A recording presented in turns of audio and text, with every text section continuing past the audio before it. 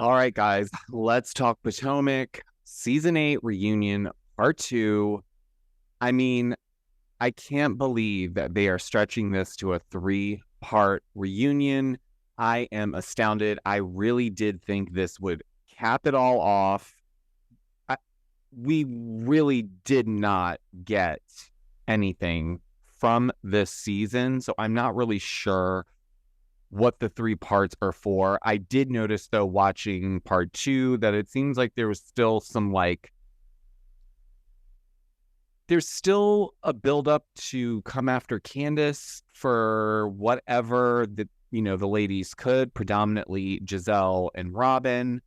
But yeah, it was very draining to watch. Felt like, at this point we're attending the same meeting over and over again with the same agenda items and nothing is getting resolved. Because, we talk about the same topics, the issues between Candiace versus Giselle, and now, yes, with Robin. And Robin really she threw me for a loop here, because considering everything that she's, gone through with Juan and the whole mistress situation, and to see that he's not even at the reunion, and to Andy's point, and there's no basketball game because there's no job. What are you busy doing? At the very least, you could have come and sat behind your wife and tried to validate some of these questions or confusion for, whoever might have had any other lingering things to say about it. If you don't care at this point, in my mind, then you should be up for answering whatever, because at the end of the day, it doesn't matter, right? You don't care. So just show up, you do benefit as well. She's getting a nice sizable check. Now, the interesting thing is I'm feeling like watching this part 2,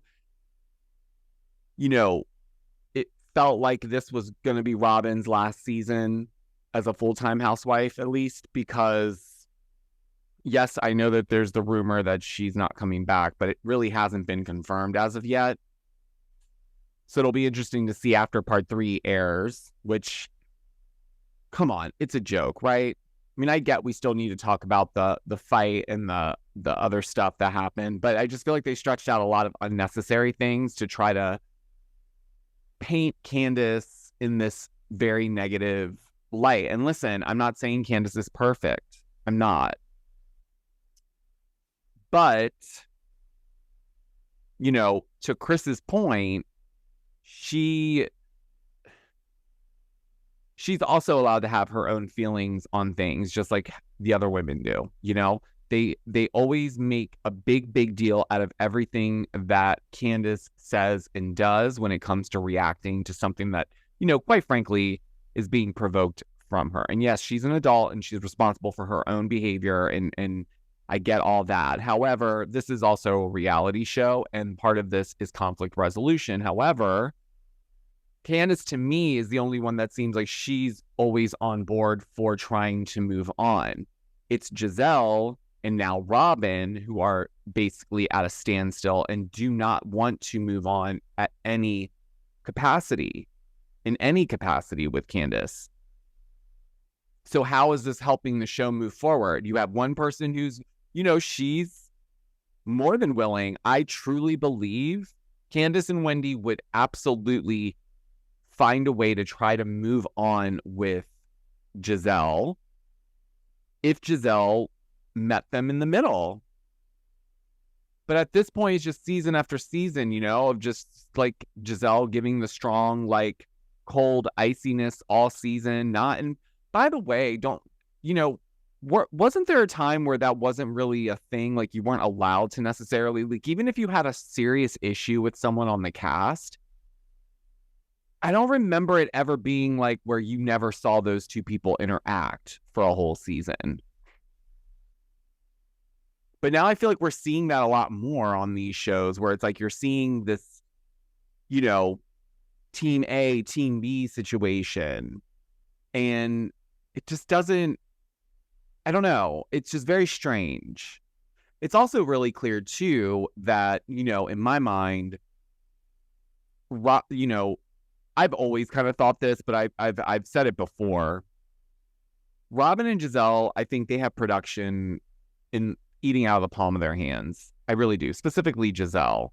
Because quite frankly, the things that like she gets away with is astounding. And the way that they painted Candiace out on this second part where there was no way that she was able to make any resolve at all with Robin or with Giselle, because Giselle was, you know, adamant that she has no interest in moving on with Candiace after Candiace, you know, inferred that she was a colorist. And she did admit to that, and she apologized for using words that, you know, hurt them. And, you know, then we get this very strange moment where it's like Robin is talking about the whole, like, how she felt about what, you know, Candiace called her and saying that she was white woman adjacent or whatever have you. And, you know, then she got really choked up, and then all of a sudden she was giving us like almost like a cry, but like no tear, like from what I saw. I don't know. If you guys saw a tear, let me know. I looked, I didn't see a tear, but she damn near tried, and I'll give her that. She tried to choke up a little cry, but she said that she was very uncomfortable with the whole colorism conversation, and it makes, you know, clearly makes her. This is the one thing that will get her, you know, to care enough to have some sort of emotional reaction, even if it's not like an actual tear, but the face scrunching, the hand over the face, like, yeah. It just almost felt like, let me play like the victim. And, you know, Wendy made a very valid point as well. You know, we're focusing on the fact that, yes, Candiace used these words towards Giselle and Robin. However, we saw last reunion from last season where Candiace said, I don't think they're actually colorists, but that doesn't mean that there's not a microaggressive behavior or maybe a subconscious behavior that, you know, I think at this point we've all seen it at some point throughout watching the show. It's been pointed out, not just this season, not just last season, but it's been talked about pretty much since the whole inception of the show, really, because I think wasn't it after season one reunion where Katie basically roasted Giselle and Robin for like when they came over to her house for her thing, and they were like, Robin asked these really crazy questions about how Katie identifies and how are her children going to identify, which box are they going to check, and I think it was like for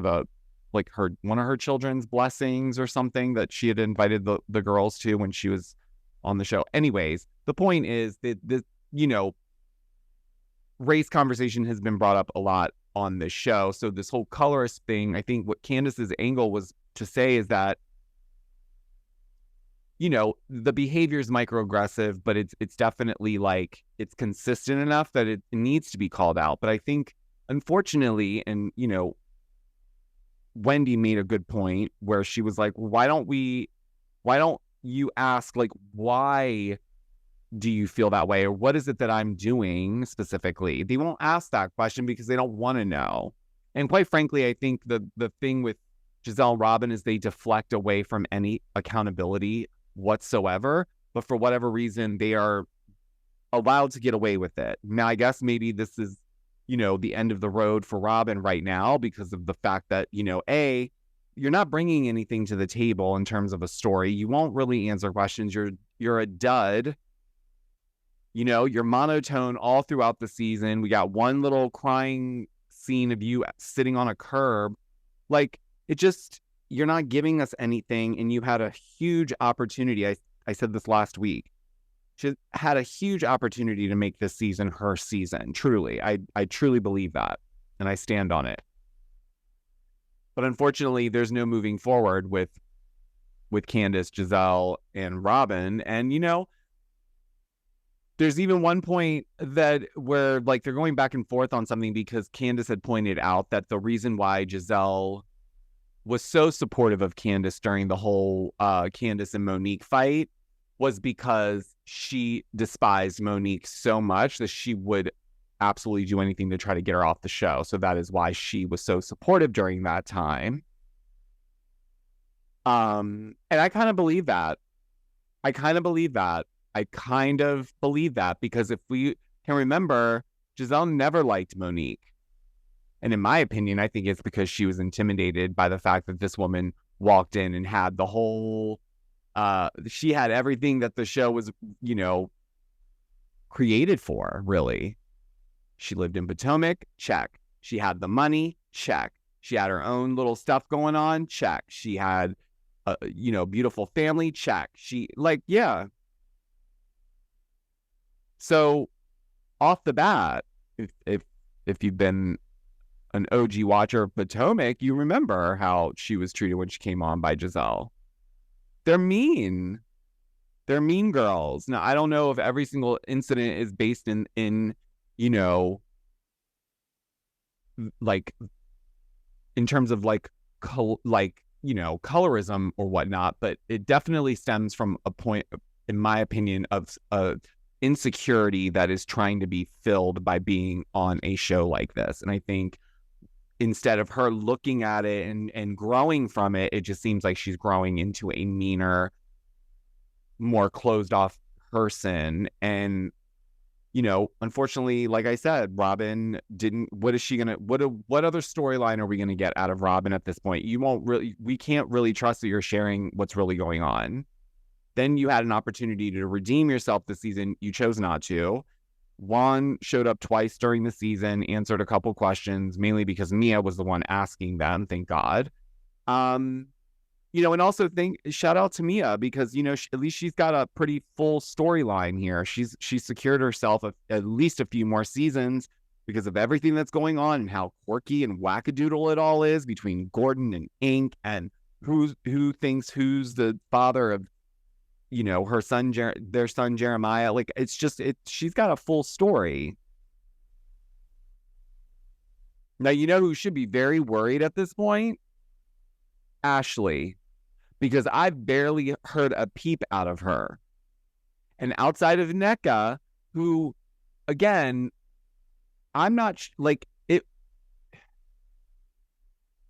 they literally have her sitting at the very end of the couch. And I'm not saying that the lighting at this reunion is amazing by any means, but for some reason, her lighting in particular, the way they have her sat at the end, it is just so harsh the way they keep contrasting to just these solo shots of her sitting there. This bright white light is just cast right on her face, and it washes her out, and it's just so weird. And then she's not saying much. We haven't gotten anything out of her really in terms of what happened with her. And we get this moment where they're on a break and everyone's in their little green rooms getting, touched up. And she's like, well, yeah, I refrained from saying anything on social media the entire season because I thought the reunion is where we're supposed to come, say stuff. And then Mia's in the doorway and she's like, yeah, but you need to chime in more because otherwise it's going to look like you're just watching the show. And it does. Even by part 2, she was asking questions to try to get background on some of the issues that were going on between Candiace and Robin and Giselle, because clearly that was taking up a lot of time. And I'm just saying that I feel like at this point, Candiace is tired. So at one point, I think Giselle was like, get out of here. And they pan right to Candiace and she's like, oh, don't worry, I'm out. And I was like, oh, this is the moment she probably, and I'm not saying she wasn't thinking about it before going into the reunion, but it definitely solidified in her mind in that moment, oh no, I'm done. Because you could probably see that she could also tell what was happening here. Because let's be honest, what did Candiace get involved in this season with those two other than her conversation and the issue that she had with Robin? But the fact that Giselle's still holding on to these things, it's just she'll do whatever to weaponize anything to get someone pushed off the show. It's very toxic. And I've talked to multiple people, I won't say who, but they all say similar things. So I don't know. Is it the production company? Is it the cast? Is it both? I'm not sure at this point. All I know is it's going to be very hard to watch if something's not done about it. So if Robin does go, then that will change the dynamic for Giselle a little bit, because she won't have her little ride or die to be there to back her up in the scenes or whatever have you. Okay. Candiace won't be there. So now what's the issue? You know what I mean? So they'll obviously like move forward. Now what will be interesting is what will happen with Ashley. Does she go? Because Michael Darby's not going to be sharing anything with this show. So what could then, if that's a majority of what's going on in your life and you can't share it, so how is that going to work? You know, so that's, and also she was another one that was at the end of the couch, very quiet. You know, at one point they brought up the lawsuit with, you know, that Candiace, that Michael Darby tried to sue Candiace for defamation, $2 million, I think, something substantially crazy. But nonetheless, we obviously know now that, you know, it was dropped, and, you know, it came up like, did Ashley know about all of this, the ins and outs, the, you know, maybe the detail? And Ashley had said through the season that that was not anything that she was privy to. She had no idea. Like, she found out about it when everyone else did on social media, when the news dropped. And I also feel like I think they touched on that maybe. I can't remember if it was a question that had come in, but maybe, I think it was. Someone had asked, maybe Ashley would have benefited from this lawsuit, you know, but then Candiace did say that she did not think that, you know, Ashley knew anything about it, nor did she have something to do with it. Like, it wasn't a co-conspirator type thing where, you know, Ashley was going to benefit from Michael winning this defamation lawsuit case. Even though we know that Michael Darby still financially supports Ashley, and there's probably a very short chance that she'll be getting divorced anytime soon. But yeah, I'm not sure where that storyline's going to go at this point, because she has nothing else really going on. So now, as far as Wendy's concerned, I think Wendy held her own very well thus far. I think she's made some very, very valid points. And, you know, I know a lot of you guys don't like Wendy, but I do think this goes for Candiace too, and it's unfortunate that we didn't get to see other sides of Candiace, the more fun side of her, because I feel like she was put in such a like defense mode from being, you know, pretty much, I'm going to say, bullied, because, you know, you start coming for someone's husband, you make these insinuations, you use the wrong word, quote unquote, as you said, and give a quick sorry after the damage is done.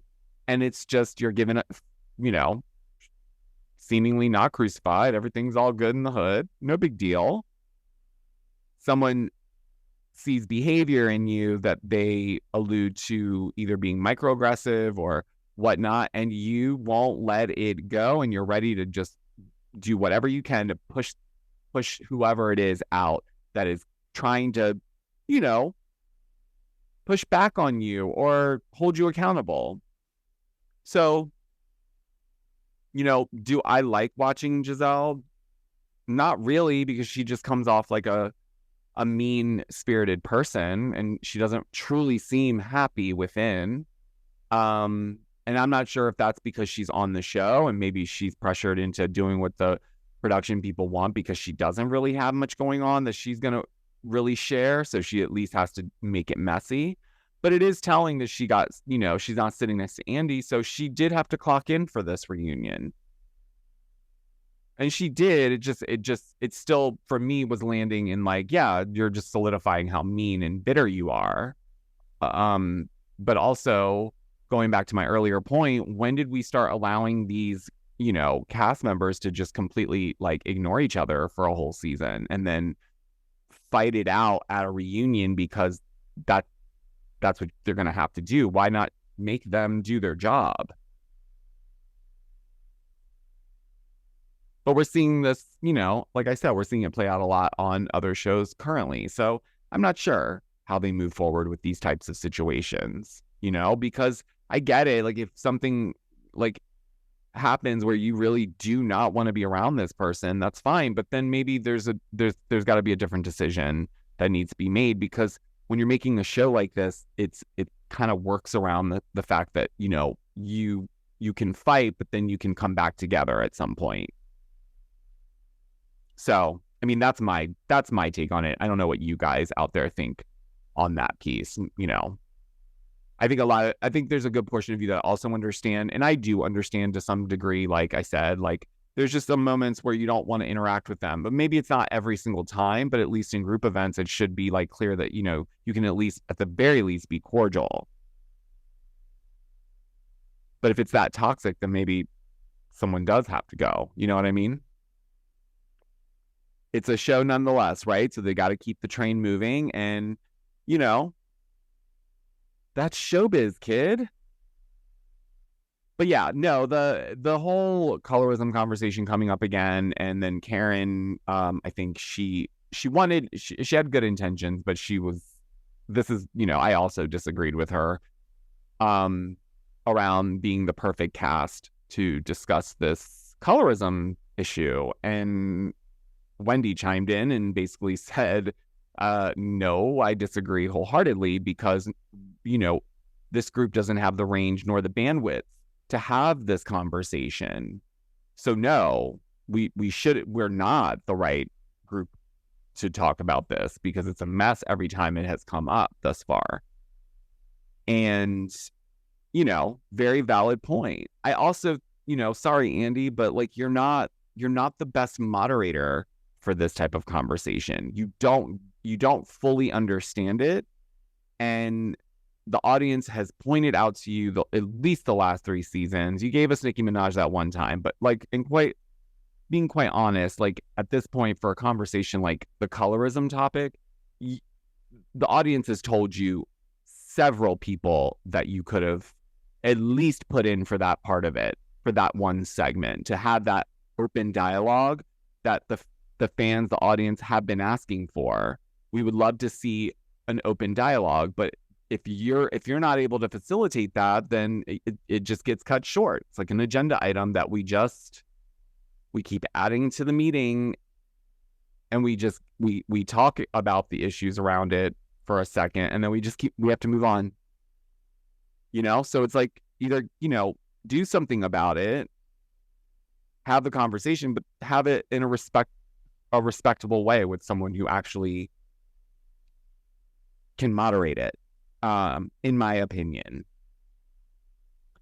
We find out, because the husbands come out, except for Juan, of course, and we find out that Happy Eddie's cannabis company has made $2 million in sales. So congrats to Happy Eddie. And I guess, you know, with those types of sales, Wendy probably doesn't need to be worried whether or not she gets cut from the show or not, because she'll be doing just fine. She can help run Happy Eddie Cannabis, you know, because that's a real thing. That's a real business, especially in you know, Maryland. As soon as it got legalized here, everyone jumped right on that business model. So good for him.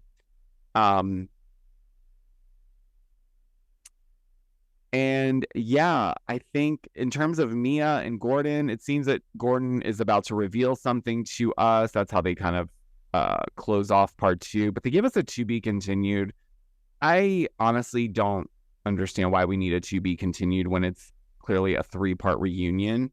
In my mind, they are stalling to edit part 3 still. I'm not sure. The to be continued threw me off. I don't understand that. But yeah, so it seems that there's some stuff there with Gordon. I will say that there was good on Karen for when the discussion came up around who is Jeremiah, Mia, and Gordon's son. Who's the real father? Is it Ink? Is it Gordon? And the conversation did start to get to a point where it was becoming a thing, like they were really going in on it. And Karen piped up and actually was like, look, can we stop doing that? Because it's like that kid's going to grow up and watch this. And it's kind of like, that's foul. And, you know, she kind of threw it out there like, you know, kids are off limits, right, Andy? And Andy was like, I know. But, you know, he was in that moment too, where he was looking to get the answers on the situation. You know, he was trying to have a little Maury Povich moment. And, Karen had to remind him, like, no, kids are off limits. Like, doesn't matter. Like, there's enough going on in her life. You don't have to talk about that one thing. And I agree. She has a plethora of things in that drawer of hers to talk about. So there's no need for you to make a whole storyline out of just the whole paternity when she's already come out and said she feels in her spirit, in her bones, that is Gordon's son. And a couple of ladies came out and validated and said he looks just like Gordon. So, there you have it. Now, that's going to be an interesting story to watch unfold. A lot of you had some speculation on what Gordon was going to reveal. And it was kind of all over the place. And I'm not sure exactly what it is. I tried to think back on because he said, like, a lot of you guys have been speculating or thinking about or have been, basically like the rumors. So he's going to give us some sort of tea, I guess, and reveal something to us that is shocking. Yeah, that was pretty much it. Oh, no, I'm sorry. We didn't get to the Chris. Whoa, am I thinking? Chris Bassett came out and really, he ate up the Green-Eyed Bandits. He really did, you guys, because he was not going to entertain any of the mess that they were going to throw at him. And I think he as well, it was clear that they were fine being cold and short about whatever, at least on his end, because I think they had the conversation around potentially like leaving the show, because it is turning into a very toxic thing for them. And I don't think that it's worth her time if she's continuously getting these edits where she just painted out to be a villain, and then every reunion she's got to have her ass handed to her, while there's other people on the cast that do stuff all the time and they're not getting the same amount of vitriol for it. So when it came to him and Giselle, it was just like he basically was just like, I'm not entertaining the same stuff, we already talked about it and I'm moving on, and that's that. The fact of the matter is, though, like I said earlier, is that Giselle did use a word and then pretended like she didn't use it, and then didn't insinuate, or that word didn't insinuate, something that it did. And then when they played back the clip, and then she's just like, oh, okay, well, sorry. Like, it's just like a slap on the wrist moment.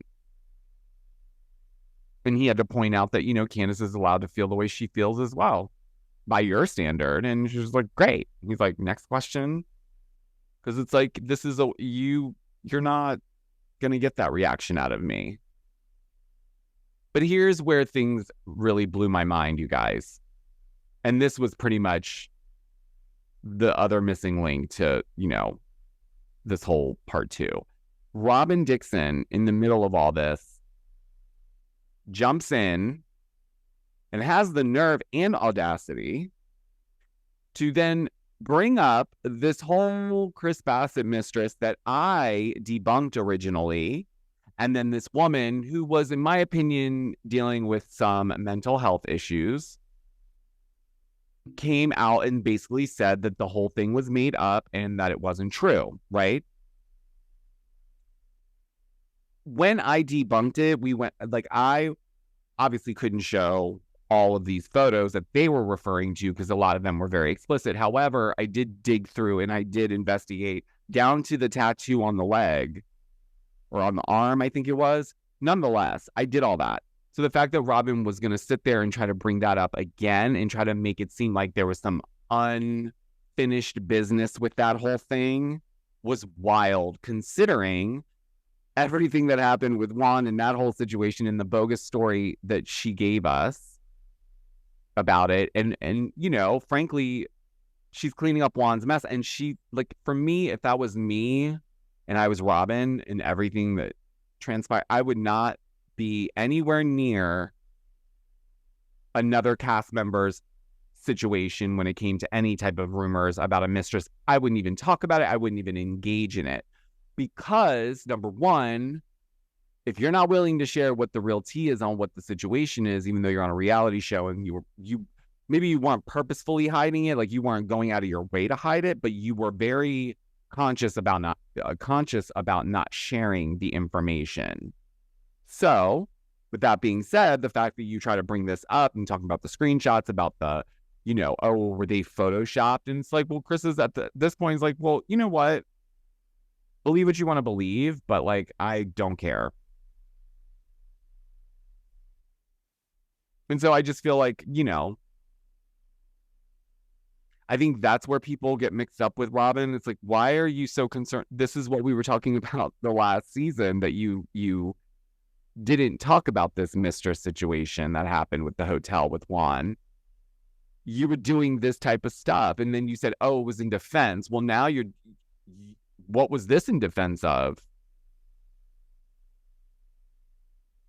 Because you and Giselle both talked about this on your podcast, and I believe you kept it going behind the paywall, if I'm not mistaken.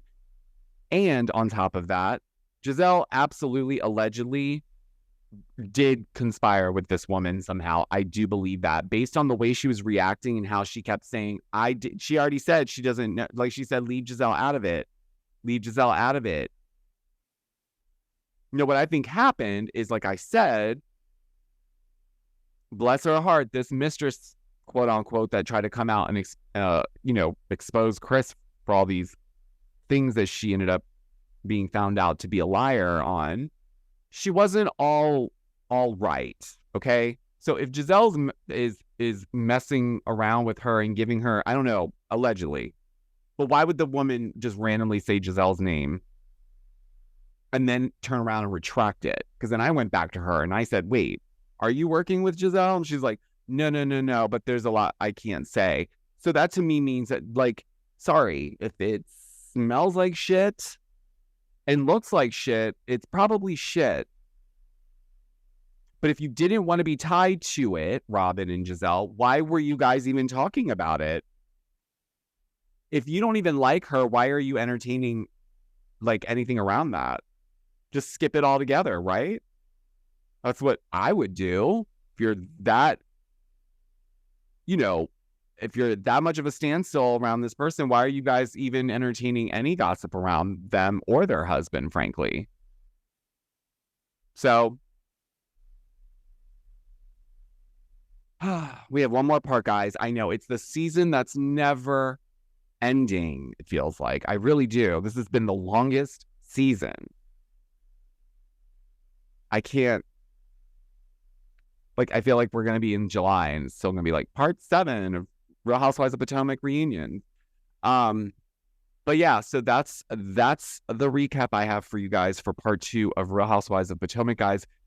Let me know your thoughts as always. I'm here. A lot of you guys are already chiming off on the Instagram and the TikTok. So, but yeah,